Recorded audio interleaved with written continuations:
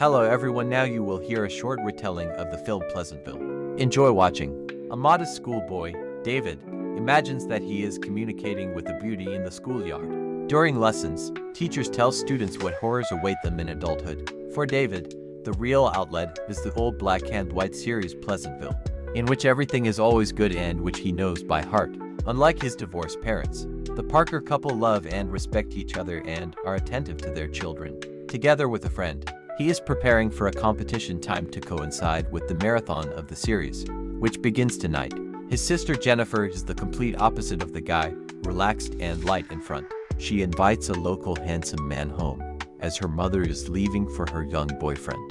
But her plans to start a languid evening by watching a concert on MTV are disrupted by David, who is just starting a marathon during the struggle for the remote control, which breaks and the TV is no longer turned on. The doorbell rang and a telemaster appeared on the threshold, whom no one knows. It turns out that the strange man is also a lover of Pleasantville. He sees how much the young man is a fan of the series, and offers him a special remote control that gives the effect of total immersion. The fight for the remote control resumed. David and Jennifer synchronized with the serial brother and sister, and magically appeared on the other side of the screen. From now on, they are Bat and Mary Sue Parker, living in an idyllic American town of the 50s. Mary Sue is outraged about her colorlessness, and a mysterious TV repairman appears on TV and says it's a gift to them, because David knows the series so well.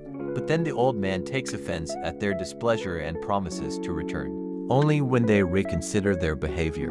Brother and sister are invited to breakfast by their new mother Betty. Newly minted daddy George is already sitting at the table, and their standard breakfast is more like a buffet. The infernal mix of bacon, fritters, ham, and maple syrup made Mary Sue want to puke. On the way to school, the girl freaks out, and Bat suggests that she start adjusting. A fire truck raced by. A fire brigade is in a hurry to remove a cat from a tree. That's all their work, because nothing is burning in Pleasantville. Mary Sue quickly forgets about her sadness when Skip Martin, the captain of the basketball team, drives up in a car and, according to the plot of the series, he falls for her character.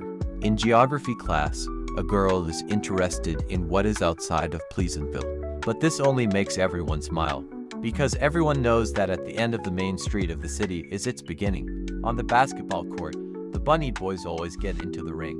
The Bat is also unable to miss, after learning from him that Mary Sue might not go on a date with him.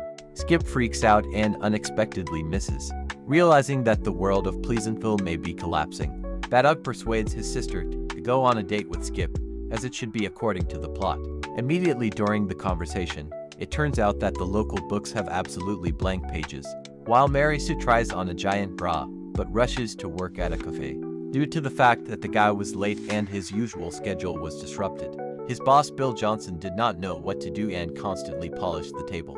So we understand that Pleasantville is really very fragile.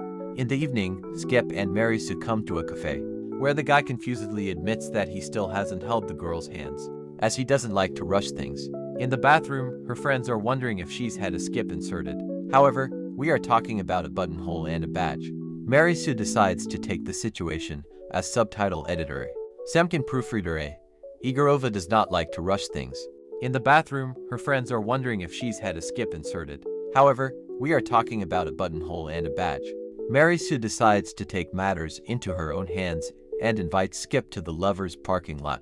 Bat understands where everything is going, but does not have time to stop them. While everyone is admiring the lake, the girl suggests that Skip insert more than just a badge for her. The terrified Skip cannot understand what has just happened to him. Bill knocked on the Parker house and bragged to Bud that he hadn't been doing anything. As usual today, his gaze lingers on Mrs. Parker for too long. Driving up to his house, Skip saw something amazing at Red Rose. The next day, he told the team in colors what happened last night, and not a single player got into the ring after that. Mary Jane teaches her friends new words, like cool. This also has consequences. At night, the lovers' camp was drowned in moans, and the invincible team lost with a crushing score. The city is gradually gaining light. Bill has realized the cyclical nature of his life and wants to change it. It turns out that the man draws well. The men in the barbershop are wondering how a basketball team with the slogan, "Let's beat anyone," could lose. And the women are discussing the sickly floridity of one of their daughters. Betty is interested in all these changes in the city, and she learns from her daughter what sex is. Her husband doesn't do anything like that to her.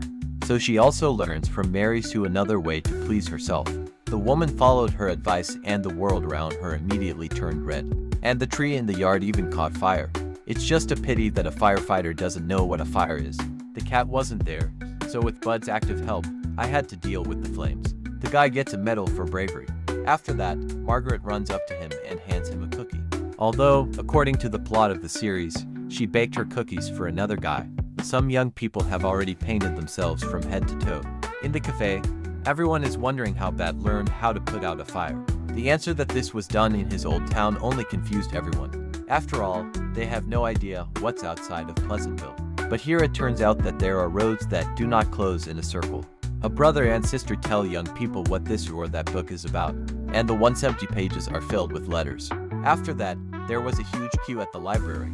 The men look at the whole flower garden and decide it's time to do something. The mayor comes to George Parker and discusses with him the appearance of double beds in the city, and the fact that people are now quitting their unloved jobs, and then makes him a member of the city council. The husband asks his wife to make cakes, but Tanya responds. She is ashamed, she has also become colored. Her son helps her hide her new shameful appearance with the help of gray cosmetics. Bat brings Bill an album of paintings from the library, and he remains absolutely delighted with the art. However, he regrets that he will not be able to use the same paints, but asks Margaret out on a date and she agrees. The guy is delighted, so he refuses to return to his world when the telemaster, who appeared on the screen, suggests it to him. Mary Sue is surprised why she hasn't painted up yet, because she spends 10 times more time in the parking lot than any other girl. It's probably not just about sex, but meanwhile, the most romantic place in the city has become the most colorful. Betty visits Bill when he was enthusiastically painting a picture. The woman is also amazed by the beauty of the painting and accidentally reveals her secret. The artist really likes her new look. It brings them closer together. Over time, Mary Sue stopped having fun with Skip and preferred books. During the date, Bat tells Margaret about the dangers of the outside world, and she offered the guy an apple to eat. They didn't grow up in the city before. George returned home, but there's no one to meet him. His wife is posing for Bill right now. At the same time, another incredible event is taking place in the city. It's starting to rain really hard. Bat shows students that they should not be afraid of him. George continues to wonder at the absence of his wife and dinner. Dumbfounded and wet, he comes to the bowling club, where he tells the mayor and other men what a nightmare he had to face. He scares others with his story. Poor Roy also suffered from the horrors of modern times. The mayor calls on those present to take action. Betty spent the night with Bill, who also painted himself, as well as the entire interior of the cafe. Finally, Mary Sue woke up in color. The same thing happened to the other guys. Sadbot alone is still made up of shades of gray. At home, George demands from Betty that everything be the same, but the woman does not agree. She teaches her husband how to use the oven and leaves. A car is driving around the city with a couple of black and white guys, who remind everyone about the town meeting. They make dirty jokes about Margaret's flamboyance. At the meeting itself, you can see the exclusively black and white older population of the city. The mayor suggests separating pleasant things from unpleasant ones, that is, to literally introduce segregation. They only let black and white people into stores now. Betty moved in with Bill. The telemaster once again appears in front of Bud, and attacks the guy for what is happening to the city and demands that the remote control be returned to him, but the young man refuses. A portrait of Betty naked is displayed in the window of a cafe, which causes widespread discontent. The woman was surrounded and harassed by teenagers demanding to see what was under her dress. Bud easily fights her off, because the locals don't know what fighting and blood are. Immediately after that, the young man finally finds the light. Urban conservatives smash a showcase with a portrait, break into a cafe and smash it. Absolutely all books are burned. The painted guys, fleeing from persecution, barricade themselves in a cafe. At the next meeting, the mayor proposes to introduce a new set of laws.